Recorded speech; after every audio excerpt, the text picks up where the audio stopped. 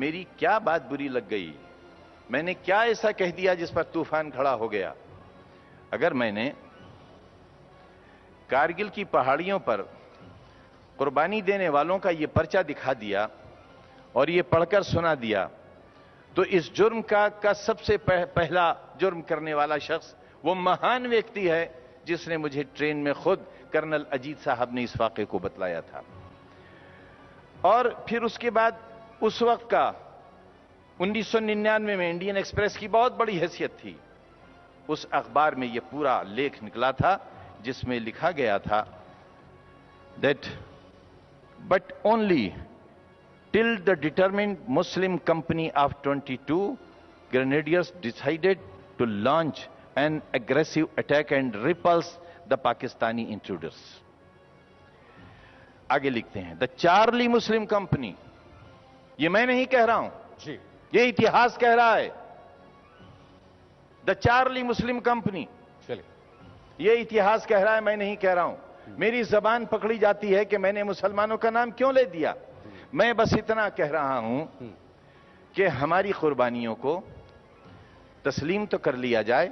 हम खून देना चाहते हैं, जान देना चाहते हैं, लहू देना चाहते हैं, मुल्क की सरहदों की हिफाजत करना चाहते हैं। आखिर फाशिस्टों को यह बात बुरी क्यों लगती है? बात माफी और तलाफी की है ही नहीं, बात सही और गलत की है। अगर मैं गलत हूं तो मेरी सजा सही हो सकती है, लेकिन जब मैं आपको प्रमाण दे रहा हूं और यह प्रमाण मैं दिखा रहा हूं कि यह मैं नहीं कह रहा हूं, यह कर्नल अजीत ने कहा है। मैंने आपको सीडी दिखाई है, आपको मैं सीडी दे सकता हूं। 40 मिनट की जो फिल्म दिखाई गई थी एक बड़े चैनल पर, और मैं उस टुकड़ी का नाम भी बता रहा हूं, और वो मेरा दिया हुआ नाम नहीं है, वो नाम अखबारों का और खुद फौज का दिया हुआ नाम है। फौज के नामों पर हम बहस नहीं कर रहे हैं। हमारा शिकवा तो सिर्फ इतना है कि हमारा लहू सरहदों का और मुल्क की हिफाजत के लिए अगर बहे तो कहीं उसका जिक्र होना चाहिए। हम चल रहे थे तो एक लड़का जो है वो नीचे जमीन के ऊपर गिरा हुआ था। तो जब मैं उसके नजदीक पहुंचा तो 2-3 लड़के जो है वो उसको देख रहे थे कि भाई ये क्या हो गया इसको। तो जब मैंने उसकी नब्ज पकड़ी तो नब्ज नहीं थी। दिल पे हाथ रखा तो धड़कन नहीं थी। तो ये लड़का जो है ये खत्म हो चुका था, क्योंकि सांस आ नहीं रहा था, और इस कारण से जो है वो अपनी आखिरी सांस ले चुका था। तो हमने फिर क्या किया कि उसकी एकदम से पंपिंग करी और मुंह से जो है उसको सांस दिया। एंड गनीमत ये थी कि 2-3 मिनट के अंदर ही ये लड़का जो है वापस से लंबी सांस लेकर के और ये खड़ा हो गया। ये हवलदार इम्तियाज इसका नाम था।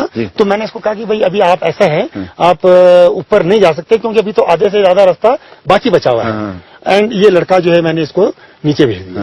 आपके साथ लोग कितने थे? करीब 600 लोग थे, आपने बोला। जो मेरी कंपनी है उसके अंदर मेरे पास में 80 लोग थे। अच्छा। 80 मुस्लिम कंपनी के जवान थे। अच्छा। और ये 4:30 बजे आप कितने ऊपर होंगे? 4812 उससे ज्यादा हाइट पे हम पहुंच चुके थे, बिकॉज 5287 से तकरीबन हम लोग 150 मीटर नीचे थे। अच्छा। सो दैट मीन आप तकरीबन 5000 मीटर की हाइट पर पहुंच गए हैं। ठीक है। तो इस समय क्या हुआ कि चूंकि लड़के बिखर चुके थे और हम लोग जो है सिर्फ वहां पे 15 की नफरी में उतनी हाइट तक अभी पहुंचे थे। तो हमने जो है ये तय किया कि अगर हम 5 बजे या 5:15 से पहले पौ फटने से पहले अगर हम टॉप पर नहीं पहुंचेंगे तो दुश्मन जो है वो हमारे को सवेरा होने पर देख लेगा।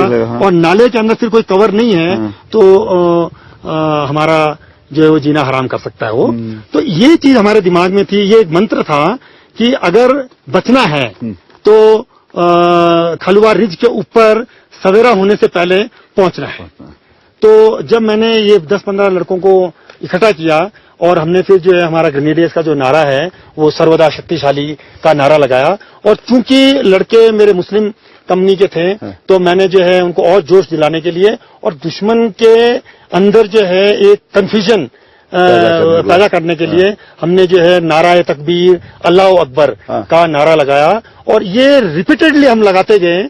उससे क्या हुआ कि घाटी के अंदर जो है ये गूंज और ये गूंजने लगा। और इससे फायदा ये हुआ कि कुछ समय के लिए ऐसा मुझे महसूस होता है आज कि जो फायर ऊपर से स्मॉल आर्म्स का आ रहा था वो रुक गया है। उनको लगा कि उनकी कंपनी आ रही है। उन्होंने शायद ऐसा सोचा होगा, लेकिन उनके जो स्मॉल आर्म्स फायर के अंदर एक लांस नायक सागर अली करके लड़का था, उसको पैर में गोली लगी। इससे हमें महसूस हो गया कि अगर मजहब के आधार पर खान साहब जिक्र क्यों हो, आपत्ति यही है। मजहब के नाम पर ही ये टुकड़ी बनी है मुस्लिम। नहीं, मजहब के नाम पर कोई टुकड़ी नहीं बनी। कर्नल राठौर है हमारे यहाँ। ये टुकड़ी का क्यों? क्या मजहब के नाम पर कर्नल राठौर कोई भी टुकड़ी बनी है? मोहतरम, क्या सिख रेजिमेंट नहीं है? नहीं, मगर ये रेजिमेंटलाइज जो सिस्टम है खान साहब, ये ब्रिटिशर्स के जमाने से आ रहा है। क्यों गुलामी के इस सिस्टम को आप आज तक मान रहे हैं? 60 बरस हो गए आपको और हमें आजाद हुए, क्यों गुलामी के सिस्टम को मान रहे हैं? क्यों आईएएस और आईपीएस के सिस्टम को हम मान रहे हैं? जिस सिस्टम से अंग्रेज ने हमारे साथ सैकड़ों बरस हुकूमत की, आज उसके देशों में वो सिस्टम नहीं है, हमारे यहां क्यों है? जी, आखिर इस मुस्लिम लफ्ज से इतना एतराज क्यों है? क्या लफ्ज मुस्लिम एक सच नहीं है?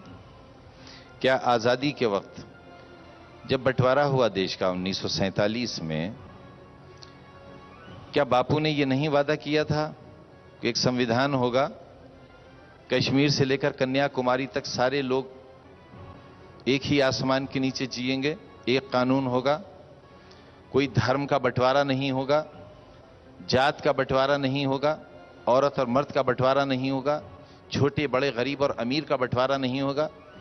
क्या मौलाना अबुल कलाम आजाद ने हिंदुस्तान से भागते हुए मुसलमानों से यह नहीं कहा था उर्दू पार्क में जामा मस्जिद के सामने कि मुसलमानों रुक जाओ, ताजमहल का हुस्न तुम्हें पुकारता है, रुक जाओ, कुतुब मीनार की बुलंदी तुम्हें आवाज देती है, रुक जाओ, जामा मस्जिद का तकद्दुस तुम्हें वास्ता देता है, रुक जाओ? और भागते हुए मुसलमान रुक गए थे, इसलिए कि उनसे बापू ने वायदा किया था, इसलिए कि उनसे मौलाना अबुल कलाम आजाद ने वायदा किया था। बेईमान वो नहीं है जिसे बेईमानी का मौका नहीं मिला, ईमानदार वो नहीं है, माफ कीजिए, जिसे बेईमानी का मौका नहीं मिला। ईमानदार वो है जिसे बेईमानी का मौका मिला और फिर वो ईमानदार रहा। हिंदुस्तान से बिरादरान वतन पाकिस्तान नहीं जा सकते थे, लेकिन हिंदुस्तान के मुसलमान पाकिस्तान जा सकते थे। वो नहीं गए पाकिस्तान, मेरे वालिद नहीं गए, मैं नहीं गया, मेरी औलादें नहीं जाएंगी, क्योंकि हम किसी से भी ज्यादा हिंदुस्तान को मोहब्बत करते थे और चाहते थे और चाहते हैं। ये हमारा मजहबी फरीजा भी है और बहैसियत मुसलमान हिंदुस्तान पर हमारा ये हक भी है जी। और हम हिंदुस्तानी मुसलमान इस हक के बगैर जीना भी नहीं चाहते जी।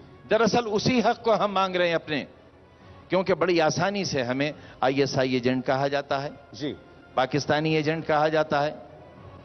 हम तो सुन चुके, लेकिन हमारी औलादें हमसे पूछती हैं, हमारी नस्लें, हिंदुस्तानी नस्लें हमसे पूछती हैं, क्या हम पाकिस्तानी एजेंट हैं? क्या हम गद्दार हैं, आईएसआई के एजेंट हैं? इसलिए मालूम होना चाहिए देश के उन नौजवानों को जिन्हें आरएसएस और फाशिस्ट ताकतों ने यह समझाने की कोशिश की है कि मुसलमान हिंदुस्तान की जमीन पर बोझ हैं।